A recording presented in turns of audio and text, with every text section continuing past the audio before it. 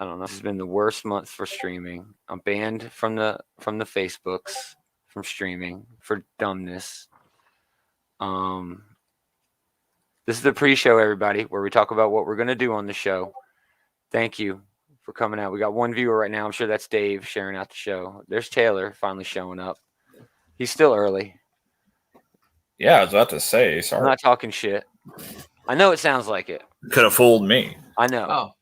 Dave. No, it's not me. It's not me. Dave ordered a pizza, so he's gonna have to step away in a minute and go get his fucking pizza. Man, I'm having just the roughest week.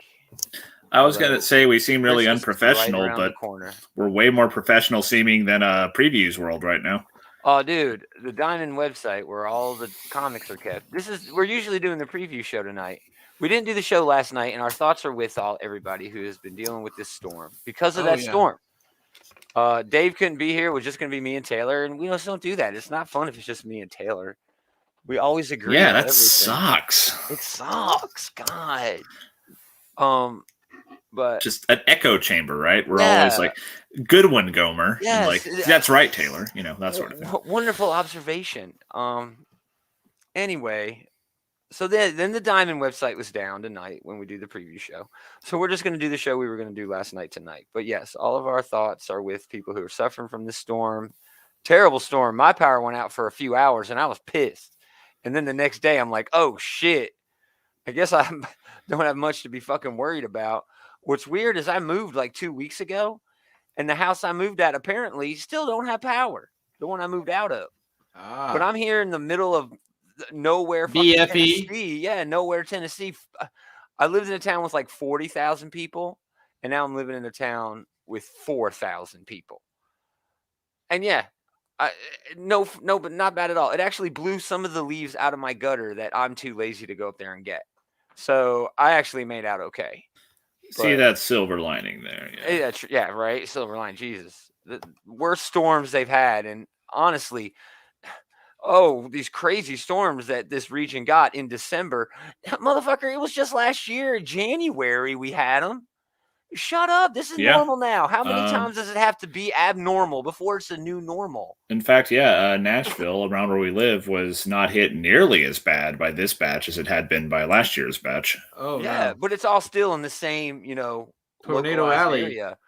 Tornado Indeed. Alley, yes, has moved east. Yeah, out west of us got it much worse this time around. And we were up north. Yeah, we were spared, but from the worst of it in our neck of the woods. Yeah. This time. Well, I have family up in Bowling Green, so yeah.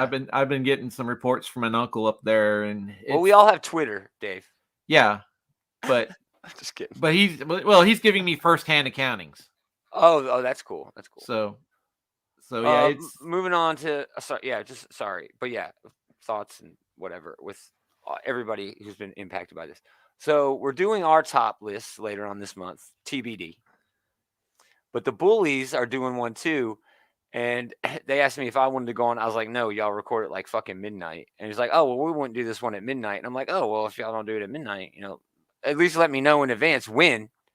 And then yeah, maybe. So they're doing like a top 5, and they're doing movies, TV shows, comics, of course, but they're also doing a music category.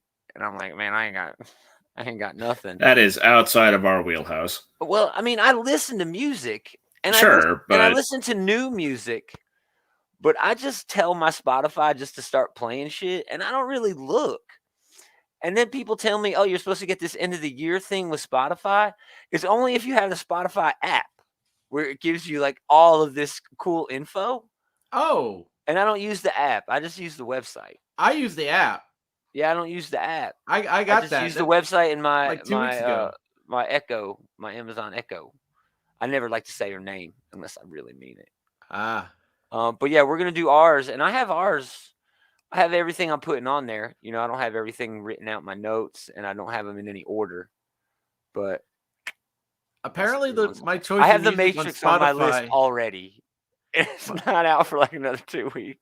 Apparently, my choice of music on Spotify is like, Rage Against the Machine, Run the Jewels. 40-year-old shit. Oh, but speaking of late submissions for this year, I didn't realize that Book of Boba Fett was coming out at the end of this month. I thought it was going to be next year sometime. Yeah, 29th. I still think we should count that as a next year show, man. It's like the 29th, so it's so close. Barely this year, yeah. Yeah. And it's only going to be like, what, one episode this year? Most of it is going to be next year anyway. So, yeah, that should count for next year. I have a comic book example of that. The Historia, the Wonder Woman Historia book that came out. It has some of the best art of the year.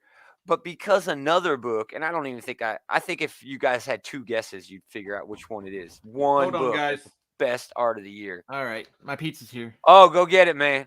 Live stream, you getting the pizza. It's probably actually a good time to get on with the damn thing, no? It is, yes.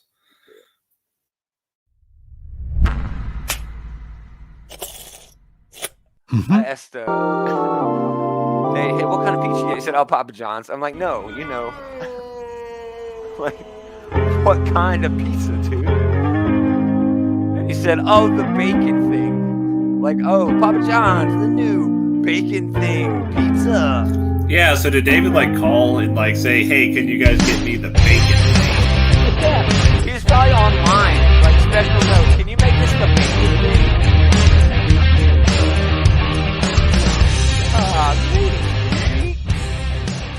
Welcome back. I almost went to the previews one because just had it. Welcome back. It's This Geek and Comics Outright Geekers Comic Book Shit Talk Show. Shit Talk Show.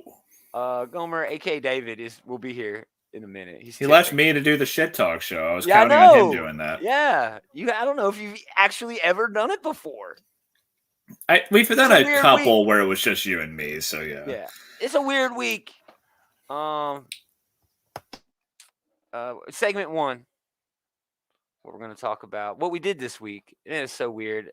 I'll just go normal. I could spit out all this dumb, stupid stuff that's happened to me this week, but I did watch a Christmas movie, and it was a new Christmas movie on HBO Max. Okay, so 8-Bit Christmas. Yeah, how is that? I was curious to know if I should check this out. You should check it out. It is basically a Christmas story with an NES. It's about a kid whose goal is to get a Nintendo back in the 80s. It's got with that comparison, it's got a twist to the ending. And so the NES is his BB gun? Yes. Okay. And he's actually in the video game. No, it's not. No, that would be so lame. There's no weird sci-fi twist. There's nothing like that. But it really has this cool it does have this cool modern twist to it, hearkening back to the 80s. And it has this depth to it. And it's a generational sort of thing, where kids today and adults today can sort of have this common ground when it comes to technology. And it really works, because I watched it with my kid, and he's not like that. He is with video games, but he's not on his phone all the time. And one of the characters in this, they're telling the story about him when he was a kid and doing this thing to his daughter who's on her phone all the time. And it's good. Yeah, definitely watch it. It's mildly entertaining, and it's definitely a good Christmas movie. You know what I mean? You could watch it with grandma in the room, What else? What'd you guys do this week? Dave, how's that pizza? Are you saving it? I'm going to wait till after we get done. I wouldn't do that. I'm not waiting to eat my dinner. I'm eating it right now. Jesus. Yeah. Wait a second. Whoa. This is a reversal of roles here. I'm holding off eating and Taylor's eating. I'm hungry, man. All I had for lunch was a Nutri-Grain bar. So you working too hard, man. You working too hard. Do you guys do anything cool this week? Anything fun, interesting? I tried to go to an escape game on Saturday with some friends, but a couple of randos booked the same room as us, which we were not expecting, because who wants to do an escape room with randos? But we had somebody. You know me, though. I'm very outgoing. I guess, but we had somebody in the group who is somewhat immunocompromised, and so were like, hey, are you guys willing to wear a mask? And they were like, no. No. So we ended up Oh. not doing the escape room. Yeah. So yeah, that guy's a real piece of shit. But Yeah, that sucks. so That sucks. this guy and what looked like his like 10-year-old daughter were in the escape room by themselves. And I can't imagine they did all that well with just 2 people for a 12-person room, but Yeah. I don't know.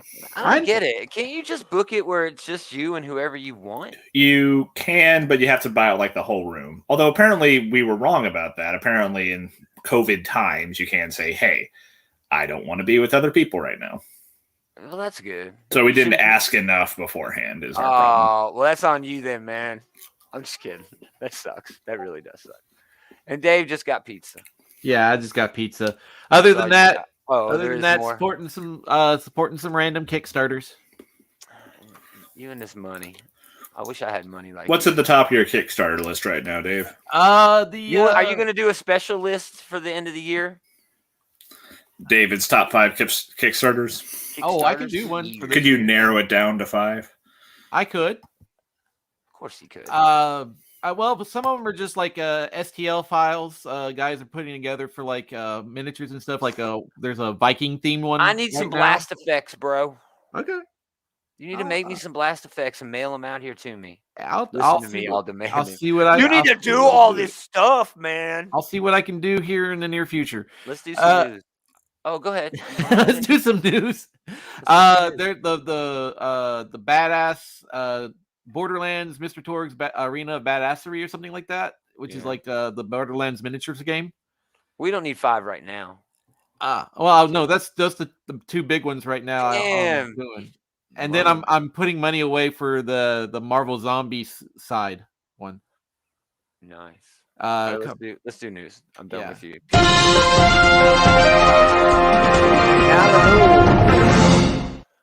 All right, we got sad creator news and then happy creator news. Sad creator news first. He announced, well, his family, I guess, announced that George Perez, the legend, shared on news on his Facebook page where he revealed that he is diagnosed with pancreatic cancer, stage 3 pancreatic cancer. He's only got 6 to 12 months to live, and he has opted to let nature take its course and not pursuing chemotherapy. A very honorable choice. Yeah, George Perez. Let's not, lean in on him passing away. He's not dead yet. He's a legend.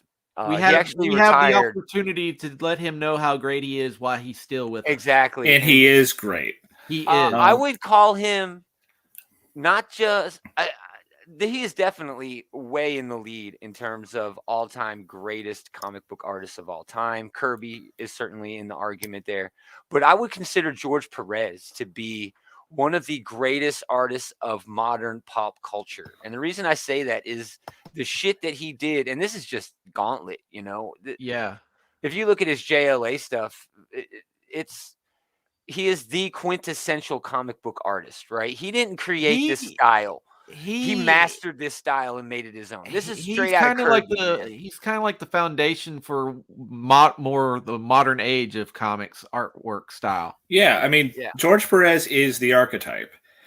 His favorite book of mine is JLA Avengers. Yes. And pinning your way through that, or thumbing your way through that, something that I think is like kind of impressed upon the reader. No one else could have drawn this. Yeah, exactly. No one else would have been an appropriate fit for this. There was only one choice, It's because his style, to me, defines what comic book art style should be. His style defines that style of art in a way that like establishes it in its own medium. You know what I mean? If you were going to distinguish between art forms, I would want George Perez's work to be the example put forth when they bring up comic book art. Yeah. His is very definitive. It's genre defining, media defining, in fact. And that's why I think he was such a good choice for that crossover. You know what I mean? Yeah. No one else had both the pedigree and just the artistic style that would have been a good fit for let's get every character from both of the biggest companies smashing the shit out of each other. No one else could have been up to that task. Because he was able to capture the Marvel style of not only character design, but the action. But he Yeah. was able to incorporate that with DC's unique style of Yeah, doing he that. has this amazing talent for these huge double-paged, Yes. Well, like, yeah, that's all on chaos, show. like, captured, right? Like, Yeah. all the characters across the screen. Like, another good example of that was his Legion of Three Worlds that he did. Yes. That was pretty amazing too, right? Where we have like all these characters from all these eras, and they're just all over the damn page. He uses the page so well. It's like an Easter egg hunt, right? Like going Yeah. through and finding like all the cool little details that he's thrown in. Yeah, he's like the master of the big group image. He is, man. He is. He is. So yeah, he's just had a. It says here genre defining. No, I think it's a medium defining. I think it goes further than that. So Yeah, I think props to he's him. He will be missed, industry. but I mean, he's a legend, and legends, live on forever with their work. And his work is one of those that I don't think will. No, you can't. It's Kirby then Perez, dude. Seriously, you know what I mean? It just is. It just is. Moving on. Tom Taylor. Now, good creator news. Tom Taylor has announced that he has signed an exclusive contract with DC Comics. That's good news. Hooray! That's good news. He's doing great work over there with the 3 books that they're showing off here. And here's even more with his. That means we're getting more horror. I'm sure he's going to go back to that shit. He might go back to Injustice. He really could. If DC is smart, they will just let him do whatever the hell he wants to. Yeah. He is on such a tear right now. Like everything he's doing. I can't remember the last time I read a Tom Taylor book and like thought even that it was mediocre. All of them are at least like pretty damn good. His Fear State Nightwing run, I could not give a shit, but it was still really good to read. You know what I mean? I want him back in Bloodhaven. I want him back with his dog. I don't want him hanging out with Batman and doing. It was easily the best part of Fear State. Yeah, for sure. Oh yeah, so props on him. We'll talk about Dark Knights of Steel later. I finally got what he's doing with this book in issue number 2, and holy shit, I'm on for forever for these 12 and the next 12. But I'll look at this as I guess devil's advocate. It sucks that he's not going to do any Marvel shit. It does. It sucks. That is unfortunate. Is rad. His Dark Ages is rad. His Dark Ages is cool. His Wolverine back in the day was like one of the best books going for a while there. Yeah. With so yeah. Yeah. It's always unfortunate. Honey Badger. He introduced Honey Badger. Yeah. I mean, that's always the flip side of these exclusive contracts, right? Like we're going to see a lot of cool content, but it's not going to be all of our favorite characters, Yeah. So yeah, there you go. Tom Taylor, definitely in the running for that best of 2021 writer. I can only think of maybe 2, 3 that even deserve to be nominated along with him,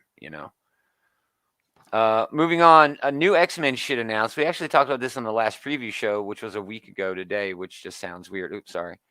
But yeah, this is the next iteration, the next, I guess, era for the X books. Inferno is going on right now. It's going to burn shit down. We're going to talk about it later too, I'm sure. Holy shit. It's hitting the fan over there. So, yeah, this is going to spin out of Inferno and the X Lives, X Deaths of Wolverine, the second Krakoan Age Destiny of X. And there you go. Great image there. Mark Brooks cover. No, is that a Mark Brooks cover? I don't remember. It's rad, though. It doesn't look like Mark Brooks artwork. Yeah. So we did get the new series. The list at the bottom is all the new series, right? Some of them are already out. X-Men Red, I think, is the one we're all a little bit worried about. Everything else sounds dope.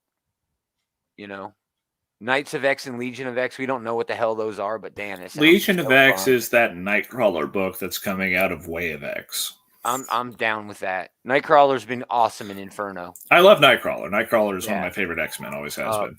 Yeah, I don't know what Knights of X is, but damn. No idea on that one. So fun.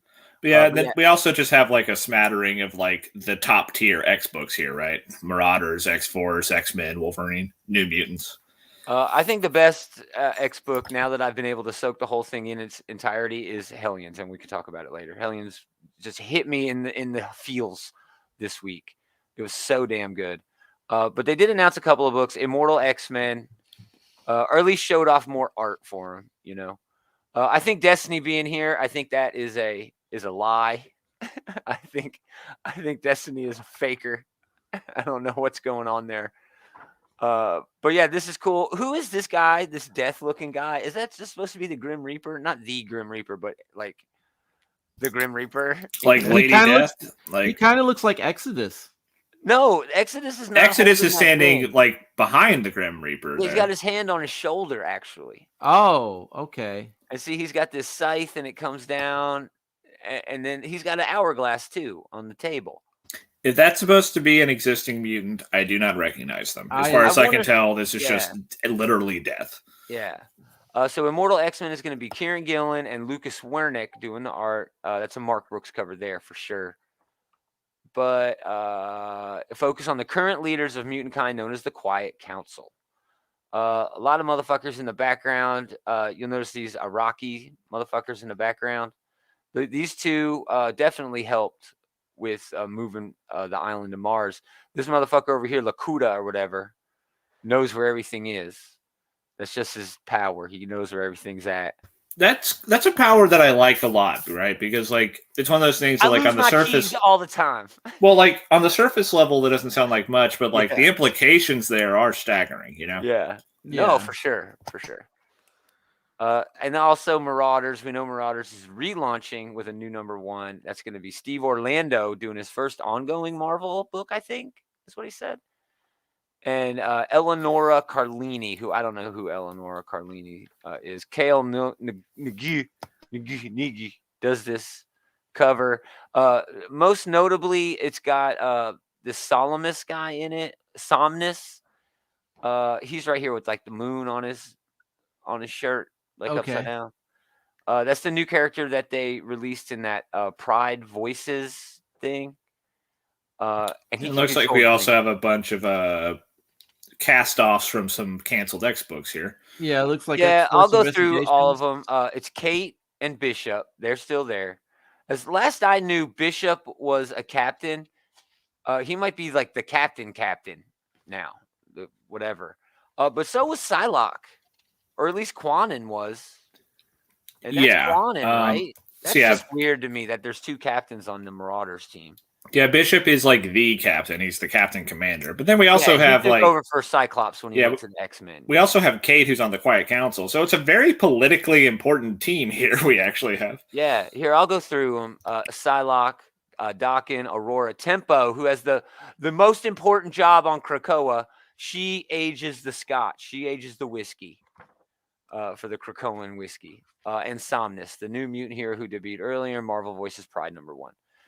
But Captain Pride's crew is not yet complete. Against her better judgment, Pride comes face to face with the final Marauder, someone no fan will see coming. Dun dun dun. So they're still a secret. Deadpool. They're still a secret. I hope it's that Surely pirate not. motherfucker from the Wolverine book. That'd be fun. Hopefully, Yeah. it's not Deadpool because that would be I'm really just lame. joking, anyways. I'm sure, but still, I'm sure they considered that honestly, but they really shouldn't do that. Juggernaut, I'd be okay with it being Juggernaut, although he does not. Well, that work could be in the fun. boat. He does not. That work. is true. He is I- not suited to the environment. Yeah. It sucks that Iceman is leaving that team. He was one of the most. He was so much fun in that book, and it doesn't look like they're gonna do well. I don't know. He might move to another team. He's definitely on the Destiny of X, staring at his orb, which is so hip right now. That meme is taken off. That's taken over.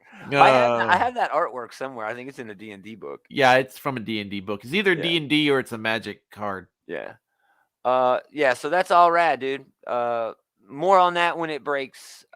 We'll talk about X-Men until there are no more X-Men books, which will be forever. All right. Finally, Hawkeye, episode 4, Partners. Am I right? Yeah, this show just continues to be a whole lot of fun. Yeah, this is my favorite episode so far. I think I'll say. Touching moments. This is the full-on Christmas awesome. And spoiler alert, there was a Black Widow in this episode. What? Yep. We knew this was coming.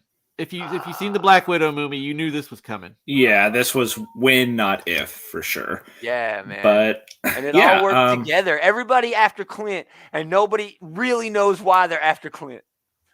Like Maya Lopez, Echo, she's after Clint, but she doesn't realize that she's supposed to be after Clint. She Yeah. just knows that she's after Ronan, but she really hadn't figured out. She hasn't who's put who two and yet. two together yet. Yeah, she kind of has, but not yet. And then Yelena, she wants Clint. She knows she wants Clint, but she doesn't. She's doing it for the wrong reasons. Well, you know? what I didn't understand is at the end of Black Widow, how did they know that Clint?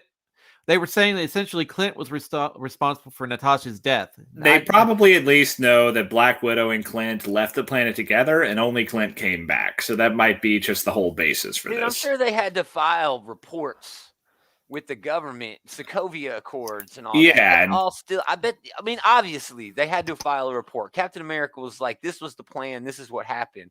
And they're like, "Well, what happened to Agent Romanov?" And he'd be like, "Well, Clint won't talk about it," and I wouldn't either. They know enough. Well, I don't know. Steve wasn't around, I guess, to file a report. Somebody filed a he damn was report. around a lot. But the point is that, like, somebody knows that, like, they were supposed to come back together and only he came back. So that's probably why, like, and remember, this is that super spook Valentina, basically sicking Yelena on him. So she might have her own agenda. She's probably, like, using a bunch of half-truths to her advantage here.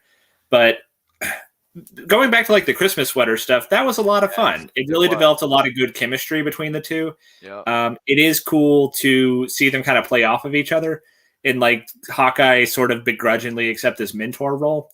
I also really enjoyed bringing the LARPers back. They seem like really fun side characters to me. And yeah, the action at the end with the basically it devolved into like 1v1v2 at the end there, and that was a pretty cool fight scene. Yeah, I like that too. I like how when they were busting into the building, right? Clint's like, "No, you need to do this," and then Kate's like, "No, watch this," and just does it her own way, and it works. It did work, yeah. And neither of them really catch on to Maya's whole plan and what she's got going on. Clint's whole story, the shot I didn't take, when he's talking about giving Natasha the second chance that she deserved. It was really great. And then him teaching her how to flick, kill somebody with a bottle top. Yeah, it was a real Christmassy, wholesome way to, like, teach someone to murder something with an object. Yeah, with a Yahoo cap. Yeah. Yoo-hoo. I call them Yahoos. Awesome. We'll have more on the next episode of Black Widow, and maybe maybe. I think I'll probably see it this weekend, but I don't know for sure yet. You will likely be the only one. Well, I am not going to theaters. If I go see it, it'll probably be Saturday. And I'm not going to theaters to see this. Well, I would go. I'm down on all the Spider-Man movies. But this one actually looks like it's going to be a lot of fun. He finally learned how to swing up high. It's cool. It's his girlfriend who's finally scared, and not him, of heights. So he's learned something. I don't know. I don't know if this movie can live up to the hype that the fans have placed on it, dude. You know what I mean? I don't care about any of the multiverse stuff. That's all Me fine. neither. I can take it or leave it. Yeah. I like the Marvel movies. I imagine I'll like this one as well. Will I like it more than I usually like these movies? I honestly don't know. Yeah. Probably not. But it doesn't matter. The Marvel movies are always fun. It's like pizza. Sometimes you get good pizza. Sometimes you get bad pizza. Pizza's always usually pretty good. Yeah. So like the floor for these movies is very, very high. Yeah, dude. Yeah. We got a comment. Somebody's in here. Oh, it's Andy. Hey, Andy. Thanks. I will probably see this weekend. Good, man. Yes. I mean, it's going to be the biggest hit of 2021. Okay. People are fed up with the virus. People, even though Omicron's here, and you should take that shit seriously. Okay. Definitely take shit seriously. People are done. Okay. We're vaccinated. We're through. Even if we're not, it doesn't matter. We're through. We're going to a fucking movie. Okay. And it's Spider-Man. All right. If you look back in the history of these movies, you can almost say that Spider-Man turned it to where superhero movies were they were taken seriously. You could say Blade. Sure, Blade. You could say Blade. You could say X-Men. It wasn't a trend after Blade. Yeah, Spider-Man blew those two out of the water. Spider-Man just in terms of how successful it was. Yeah. Where they were taken seriously. Yeah. It's honestly kind of I could see that. I don't know if you can make the argument that Blade back in the 90s wasn't really a superhero movie per se. Oh, sure. It was an anti-hero movie. Sure. And like, But, you know, yeah. they picked comic book movie. Yeah. Well, that's what I'm saying is like they very intentionally made it not very comic booky, you know? Well, I mean, they had the organic web shooters in the first Spider-Man. I'm talking about Blade. I know, but I'm just saying it wasn't. It was still fucking Spider-Man. It was still a dude in a costume wearing like, you know, color, like fighting a guy on a fucking goblin glider. That was way more comic booky than anything they did in Blade. You're not wrong there. If anything, the Blade movie has changed the Blade comic for the better. You know. Let's do food news. Yummy. Taylor's favorite segment, and by popular demand, because Taylor demanded it, we are not going to talk about the chocolate orange mayonnaise.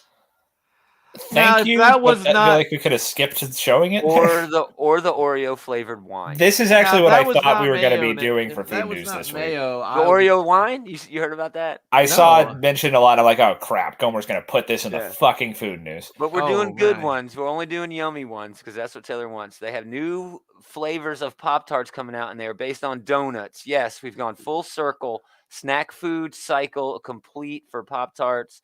The giant breakfast cookie that was based on donuts has now have donut flavored Pop-Tarts. You know, I appreciate this. This actually looks like something that, you know, I'm not a big Pop-Tart guy, but this is a perfectly appropriate thing to make a Pop-Tart flavor, you know? Those are my two favorite donuts too. Apple fritters and Boston cream. This gels really well. This would make a fine addition to the Pop-Tarts line of disgusting breakfast foods. Sure. I don't know. I don't know if I would want a Boston cream pie warm. Oh, that's an excellent point.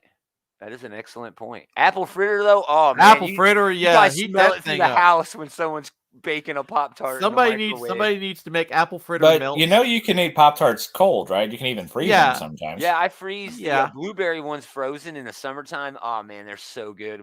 Glass of milk in the morning. Oh, dude, it's the best. It's the best. Even like a hot drink. Now Boston cream frozen. That does sound interesting. Kind of like there you go, Dave. Kind of like an ice cream sandwich, dude. Man. Oh, he's always working up here. Why don't you take Pop-Tarts and make an ice cream sandwich, dude? Blew my mind. You just broke it wide open, Dave. We don't have a moment of destruction, but we would be remiss if we didn't mention the rumor. Okay, now, yes, there was a rumor from Bleeding Cool that IDW was losing G.I. Joe, IDW was losing Transformers, and then another rumor that they were going to Image. But the Hollywood Reporter said that is a more reputable news source, I guess, quote unquote, reputable news source said that, yes, Robert Kirkman's Skybound is in talks to get Transformers and Joe. Skybound has done that Trover series. Trover Saves the Universe. Yep, they've done Summoner's War, and they got a Lego license. Plus their properties have made it the transition from comic books to TV shows. Exactly. Skybound really isn't doing a lot of that in-house, though. Yeah. It's mostly Kirkman doing his own thing. You know what I mean? But they're published under Skybound. But yes, but Kirkman does have the ins. So creators who do publish at Skybound do get an inside track with Kirkman and his deals. Kirkman's also a big name to slap on a comic book, right? It'll get a lot of people to buy it. Actually, the rumor that the news that THR is putting out says that he will not be writing any of these, which I think is dumb. It sounds like this is like a dream come true for me. Is this going to be one of those like Neil Gaiman's Norse mythology thing where Neil Gaiman has like precious little to do with it? Yeah, I don't know. He's just got a producer's credit. Kirkman's name is basically in this just because he's the head of Skybound, but he wants these two franchises because he loves them. But I think he'd be dumb if he did not write on these, man. I mean, these are two of the biggest media franchises ever created in terms of overall long-term success. All right, these are 40-year-old franchises who have billion-dollar movies that have come out within the past like 4 or 5 years. Maybe not Joe, but close. That Snake Eyes movie did well. Okay, I mean, they're movies that make money. They might not be like blockbusters, but no, Transformers though is every fucking one is a worldwide blockbuster. As much as we bitch about these Michael Bay movies, they keep making them because they make fucking bank. Yes. Yeah. Because Michael Bay just don't know when to stop. The only thing Bay fucked up about those movies were the bots themselves. The action, I like the action, but the bots themselves just didn't feel like they didn't feel Transformer authentic to the originals. Because Bay basically wanted to be able to like, okay, all these parts on this car, get transformed into a robot, so we're not going to have like mass shifting and all that fun stuff. Yeah. Oh, listen to you, mass shifting. Motherfuckers don't know what you're talking about. If you're a Transformers fan, you might as well say shadow play and shit like that. If you're a Transformers fan, you know what mass shifting is. I know what you're talking about. All right, let's get into the top 3. I'm going first this week. I'm so excited. What a week of comics.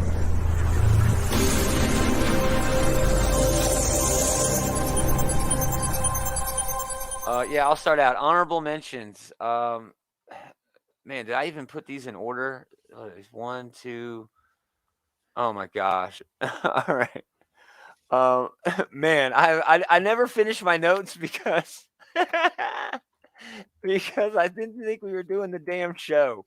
So hold on, let me put some things in order. Maybe I shouldn't have gone first. All right, honorable mentions. You got cocky, Gomer. I know. See, oh man, there were so many good books this week. Okay, Gomer does not do well with improvisation. I don't. Batman 118, pretty good. Joshua Williamson, dude, he mixed it up a little bit. There were some fun moments in there. I liked it. Man, I couldn't put this in my top 3 because there were so many other good books. But Dark Knights of Steel #2 from Tom Taylor and Yasmin Putri. This issue convinced me. This story is destined to be a classic. This is Game of Thrones with DC characters, and it's fucking brilliant. Yeah, that's an honorable mention from me as well. It's so fucking cool because this is the issue where I figured it out. What he was actually doing. Go ahead. You can still talk about that. I was just going to mention that, like, it was kind of interesting. I saw where, like, we had a media splash because we had an image of Wonder Woman kissing her girlfriend in this book. Yeah. As far as I can tell, that's a brand new character. She is. And it's kind of an interesting ploy, right? We're like, hey, look, guys, it's Wonder Woman's girlfriend. Isn't that great? But then, like, she murders a child at the end of the book. And Elseworld's girlfriend. Okay. Yeah, fair. But still. This was, I think, the first time Wonder Woman has had a same-sex kiss, correct? Yes, but Rucka has confirmed her sexuality. Yes, but they didn't show anything. This is going to get a lot more attention from the media at large, and they make her girlfriend a child murderer like 6 pages later. Yes, I love it. Another honorable mention, One Star Squadron. Do I have a picture of that? Yeah. That's actually going to be my number 3 this week. Oh, I'll wait to talk about that then. My number 3 was Hellions, number 18. Last issue, Zeb Wells, Zay Carlos, and Steven Segovia teamed up on the art here. This whole series has been about dealing with individuals with mental health issues. It's hard for me to put these in terms that make any sense because a lot of it could be classified as neurodivergent. Other things, it could be, PTSD, which I don't want to, put in the same realm as mental illness. You know what I mean? I don't know how all of these words work together, but Zeb Wells dealt with all of these different characters with different qualities to them that a lot of society sees as a negative and pushed it into the new status quo of Krakoa and the X-Men, where it's their mutant powers that make them like this. And we have to accept them for who they are because we're accepting all these villains, because of their powers. We're accepting everyone because that's what Krakoa is. We're embracing mutantdom. And it did not work out well. They were at each other's throats the whole time. They, went on these dumb adventures. They stabbed each other in the back. But at the end here, they're throwing Orphan Maker into the pit, But Nanny's like, no, you ain't throwing my boy in the pit. And Nanny I mean, I'm tearing up. I'm getting misty just thinking about it. Nanny's like, no, you ain't sending my boy in there. I'm going with him. And I'm like, oh, man. And then it's this one where it just, and look at the whole team, Nightcrawler, just horrible, horrible shit, man. It really did a number on me because after that, then it's all these little montages, of Grey Crow and Quanin having their moment, and Empath going back to where Empath is with all his team, and them all talking shit on him, and then his eyes blink pink for a second, and the next, they're all, oh, we love you, we're so glad you're back, and he just got this terrible frown on his face. He's so pissed at his life. Wild Child, having a meeting with Sage, and Sage is like, all you have to do is take these meds, and he takes them, and then he goes and lays down, all on a ball, because they make him feel like shit, his medication. And man, Zeb Wells just really hit every nail he needed to hit for this series to work. And when it's all said and done, right, when Hickman's status quo is over and we're on to the next thing in 5 or 10 years, Hellions will most likely not get the attention and respect that it deserves, but it should. It's an amazing series. That's my number 3. Sounds like a good pick. I wish Adam was here, man, because he would have been able to. I know this would have been back you up on that one, but yeah. I should go back and check these out sometime. Yeah, I might have slept on these. Big D. Alrighty, just a couple of honorable mentions real quick. Post Americana number 7 kind of wraps up everything in the series. The Wasteland gets a happy ending. Nice. And Frontiersman number 3. Not bad.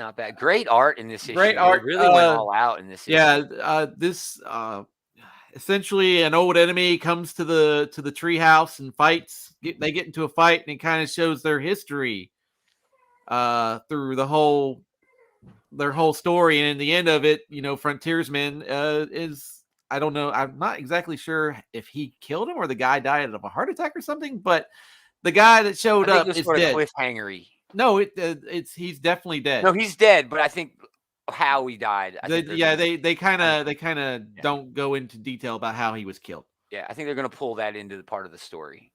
All right. My number 3 pick this week is Soul Plumber number 3. This is a DC book? This is a DC book. Yeah, DC horror. Man, all the good shit DC had out this week. Go ahead. I'm just kidding. But it's by the guys from the last podcast on the left, and it's just this crazy pseudo religious kind of thing, and where the Soul Plumber builds a machine that can basically excise demons, and a knight of some holy order shows up to basically be like, what you've done is a violation of holy law. and our demon friend from the last issue shows up and is like, you're not going to hurt my friend, because the last issue he like dismembered multiple people to create a body. Yeah. And it's just this crazy it's crazy horror. It pulls from I haven't read it, but I've read like 3 reviews on it, and it's pulling from like classic horror, different from classic horror. There's all kinds of just craziness. There's like I kind of feel like there's a little bit of like an element of like Reanimator in there. Yeah. And just a bunch of those old well, Frankenstein definitely, Exorcist, yeah. There's it has this particular issue had kind of a Reanimator vibe to it, and the artwork just fits the book so well. Nice. And and since it's coming from Marcus Parks and Henry Zabrowski and Ben Kissel, and these are the guys that host the last podcast on the left, they know their horror shit. Yeah, sure. So it's pretty good. Good choice. That's Taylor. Honorable mentions. All right. Honorable mention, like we said earlier, for Dark Knights of Steel number 2. It is a lot of very fun world building going on here. Like, we're getting more of like kind of seeing characters we're familiar with, but in like unfamiliar settings. And I should have known when they introduced a kid for Black Lightning who isn't one of his kids in the main continuity. Right. Oh, this kid's fucked. Right. And indeed he was. Right. But well, I knew somebody was going to get revenge. I didn't realize they were going to introduce another kid and then have that kid just immediately, open up the whoop ass. Yeah, they're definitely going for like the intrigue, the fucking layers of Game of Thrones betrayal, man. and yeah, Game of Thrones for DC is an appropriate description. I mean, this issue really, I was like, okay, I figured it out. I know what Taylor is doing with this book. It's Game of Thrones with DC, and it's fucking brilliant. It's such a smart idea, man. I'm loving it. And speaking of Tom Taylor, I'm also doing an honorable mention for his Superman Son of Kal-El annual. We get to see Jonathan interacting with Lex Luthor, and it was a fun issue.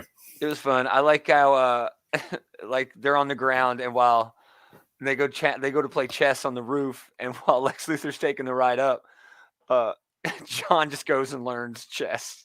Like in that. Yeah, like he studies like every game he's ever had, and like yeah, it was fun. It was fun shit. It was. But my number 3 is One Star Squadron #1. Nice. This is a pretty quintessential Mark Russell book.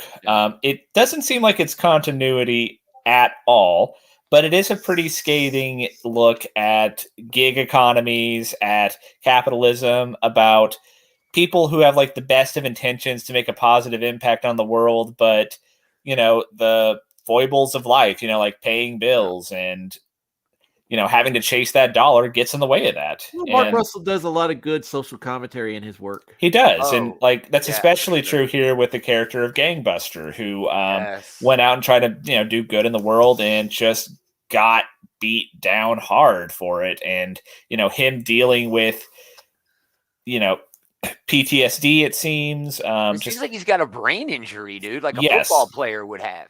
Well, that's true. Yeah, it does seem like he has paid a pretty heavy cost for, his gangbuster career. And it's tragic, especially, the little scenes he throws in, right, about people he used to know pretending like they don't know him and they know that he's not going to remember anyway. And it's heartbreaking.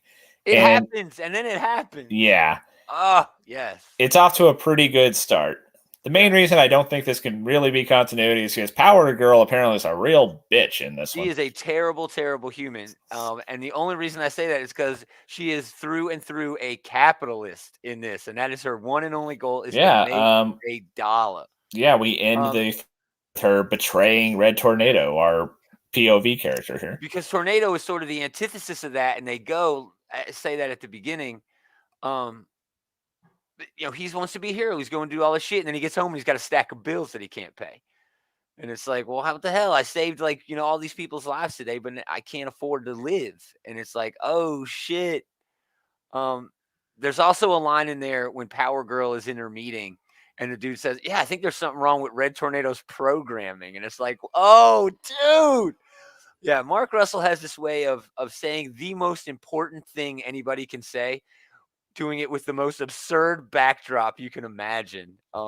Yeah, very fun. And it's inherently, disarming, right? To see all these like fanciful, like, just objectively ridiculous characters set into like such a mundane setting. It's a pretty brilliant setup. Yeah, for sure. Yeah, excellent choice. Great read. Man, there's so many good books this week. My number 2, Devil's Reign #1. This is my number 1. Number 2. Oh, nice. We've all got this on our list this week? Yes. All right. A fantastic start, a blockbuster style event. Excellent continuation of the Daredevil book. Taylor, you're not reading Daredevil. I am not reading Daredevil, but I'm still enjoying the hell out of this opening issue. I think I said in my notes, man. Yeah, that's a great mark here. I think that I'm sure you're getting a lot out of like callbacks to things that happened in Daredevil run, but it also gets us hitting the ground running, getting people like me who haven't been reading the run on Daredevil up to speed, but it doesn't feel like it's just giving us a fucking exposition dump, Yeah.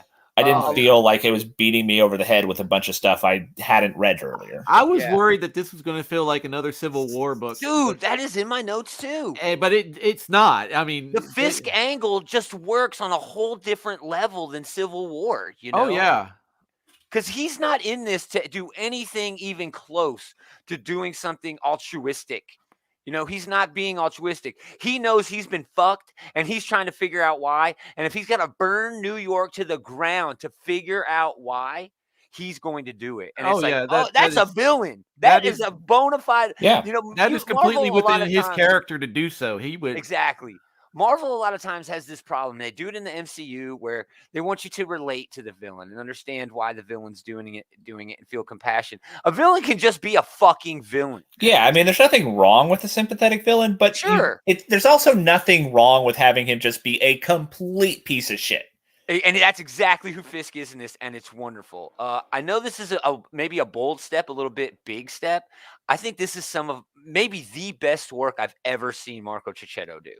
Look at that Ben Grimm, dude. Oh yeah. Yeah, You that's can just tell. he's making Ben emote really well here. Like you can see like just how livid he is about these people opening fire on a bunch of kids. Yeah, you don't need any of the words on this, and you know exactly what's going on. Yeah. Just perfect artwork, dude. But yeah, I think this book also has a lot of really cool things to say about like the system being turned against you, right? About when people in power try to pull the strings to like, you know, take for themselves while also trying to convince you that they're doing it for you, you know? Yeah, which feels current and is, but the sad thing about that is it's always current. You know what I mean? And then we got, here's our fucking hero. This is the most hilarious panel I think I've read all week, and I read all of One Star Squadron. Tony Stark gonna run for fucking? Are you kidding me? No. Honestly, this could be a way to like do some like goofy status quo stunt that I don't think they've done before. I mean, it would. I wouldn't be surprised if he actually does become the mayor by the end of this. To be honest, I'd be okay with that, but. But I also wanted to point out that like at the beginning where we're doing our opening narration, what's something I don't know if this was on purpose or not, but I thought it was really cool. As we're reading like this monologue, I did not know if this was Fisk talking about Daredevil or Daredevil talking about Fisk. Perfect. That's exactly right.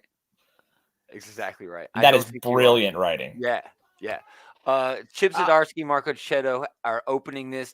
If I could say one bad thing about it, and all Marvel events do this, this did not do it as hard, as heavy-handed as a lot of them do, but this fed into the promotion for the tie-ins a lot more than I would have liked it to. You know, everybody had to get their moment for all of these tie-ins that are coming. And I get it. I mean, that's true. I'm sure that was in their minds when they were writing it, but it's also true that, you know, this is the opening issue and we need to know our cast. Sure. But Zdarsky kept it entertaining the whole time. Like the shit with Power Man and yeah, he had a that was great. Jessica Jones' speech was good. That speech he gave, you know, basically, I'm not a super, you know, I'm not Captain America, and I'm not Tony Stark, but I am a New Yorker, and I know that Fisk is. And then crooked. Jessica Jones saying, "Why the fuck did you say that?" You know what I mean? Yeah, and I love their, I love like their dynamic. Go. Yeah, we were, and like I love their dynamic where like he's like, yeah, I know it was stupid, but I feel like it had to be said, and you know she is like, yeah, you're right. But even though she is still mad at him. She's a wife and a mother, and yes, she's still mad at him. Zdarsky just nails that, and he nails it in like a half a fucking panel of dialogue. You know what I mean? It's so sharp, so on point. Yeah, fantastic. Yeah, he does a great job with all the characters he puts into this. I am really engrossed in this story, and yeah, I do need to trade hunt for Zdarsky's Daredevil run. At some point, but this is good shit right here. This is what an event should be. This like I said, this is a beautiful continuation of Zdarsky's run because at the end of it, you know, at the end of Zdarsky's run, they had a moment between Daredevil and Fisk right before the wedding where he's like, Daredevil's like, I'm going to try something different. I'm going to let you be happy. Yeah. And Fisk is just like, screw this. Yeah. So you didn't know who the Strowmans were either, the Strowins or whatever? No, those like gross old people at the beginning. Yeah, they're a big part of the Daredevil run. As they're like, well, he did a good job like establishing. Oh, these guys are fucking like puppeteer assholes. Yeah. Yes. Yeah. Cool. Excellent choices, guys. Dave, what was your number? That was your number 2. That was my number 2. So we have Taylor's number 2. Yeah, my number 2 is going. Well, you can probably guess at this point, right? It's Inferno number 3. That's my number 1. Yeah, I'm not at all surprised. This, Hickman, Silva, Caselli, and Sheedy. yeah, Fucking all-star team right there.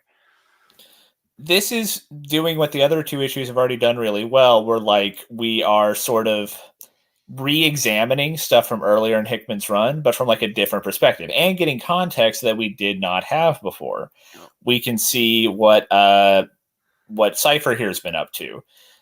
We can see how all the fallout is taking place after all the shit from last issue, and how apparently Emma Frost is really butthurt about being left out of the loop initially. Or is she? Maybe. It's difficult to say. Is she playing them? Is she She playing might this be. Geek and Destiny? That would be a cool stroke, and I hope that's what's happening here. Yeah.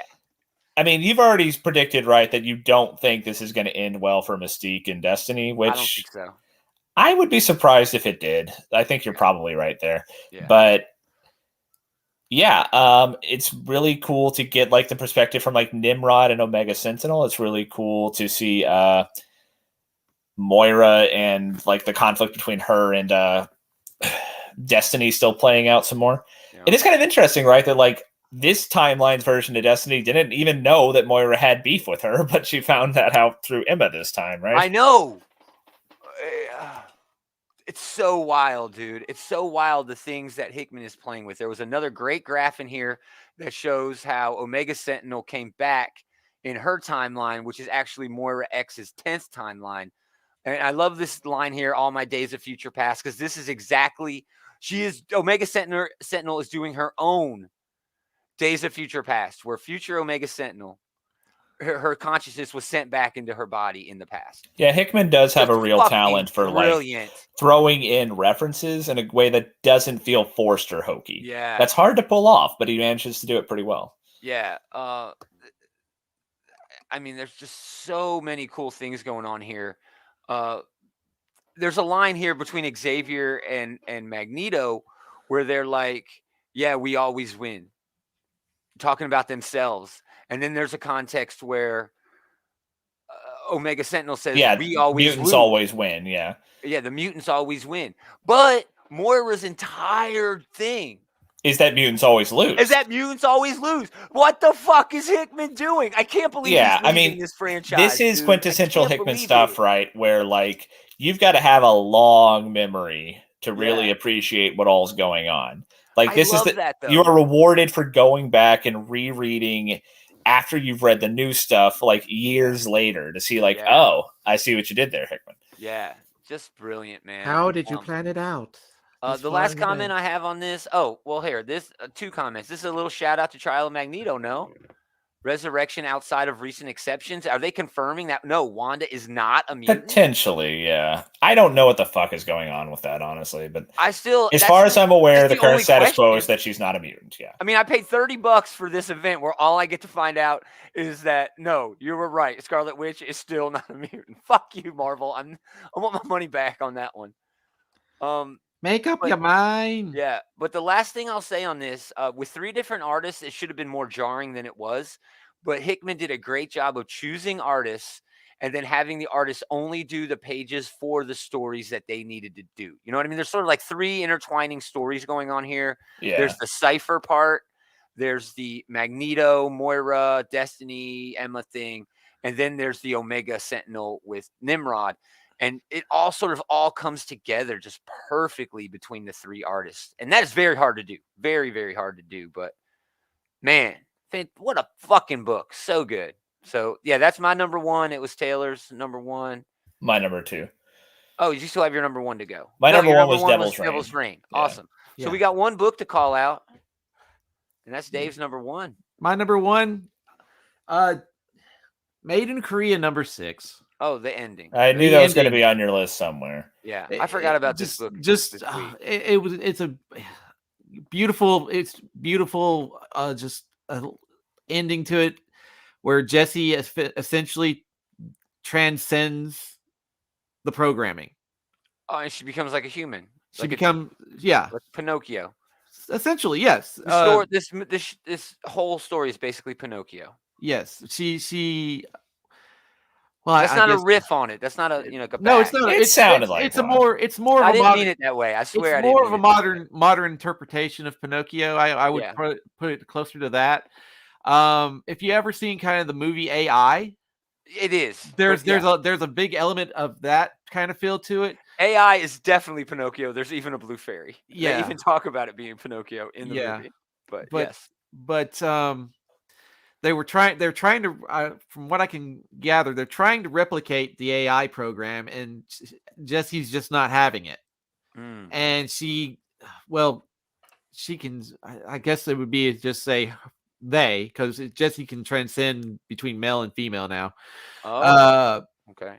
So Jesse decides that it's no longer appropriate for her to be in Korea while they're trying to make a duplicator.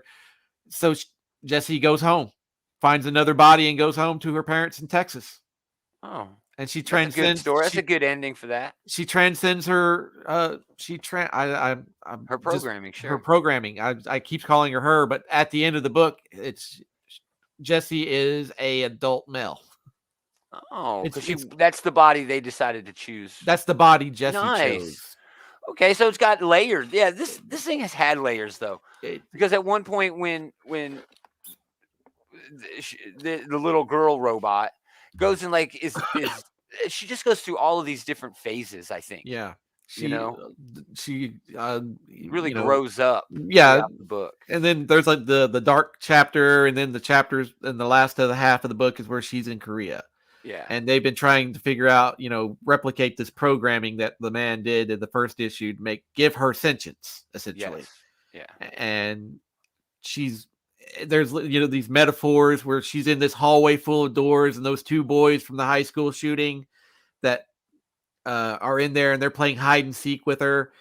And eventually she figures out the game, and she's like, no more of this. And she transcends. Wow. Essentially. Cool. Yeah, I knew. Taylor called you. We're going to do that. I forgot all about that book. So yeah, Taylor's number one. Dark Reign number 1 of 6. Or rather, Devil's Reign. What did I say? Dark Reign. Dark Reign. Sorry, that was a different book. It was. It was. Great. God, I guess that was like 10 years ago now, wasn't Yeah, it? It feels like it. It feels like no. Dark Reign was. It was probably 10 years ago now. Man, makes me feel old. Oh well. It's kind of got pulls of that, because that's when what's his name was in charge. Well, yeah, that's true. I mean, it's another story where like the bad guys are in like the positions of power. Yeah. So yeah, there's Lex a parallel. Luthor's entire shtick. Yeah. Awesome. Well, that's a wrap, guys. Thanks everybody for hanging out. Check out the Bullies. They got a show last night, available right now on all of these channels that we're available on. Go to outrightgeekery.com for a bunch of a bunch of links. We do have a Patreon though, if you want to go there. Just a tip. Just a tip. Outrightgeekery.com. We got links to all the stuff we got going on at that link. We got all kinds of shit going on throughout the week. Big Willie's still doing streams, hanging out with artists and other creators, talking shop. We'll be back sometime next week to do another new show, but it'll be on Sunday. I'm all discombobulated because of my days. And then welcome to my world. Then we'll be back Monday to do our preview show. Thanks again, everybody, for listening. Most of all, thanks to these two jokers. Two jokers. I guess you could be the third Joker. Thanks to me for hanging out with me. That's the saddest thing I think I've ever heard. We're going to do it again next time. Same geek time, same geek channel. Thanks, B. That is so sad. But yeah, this really was a great week for comics. Dude. Hello, B. Real B. Yeah, hello,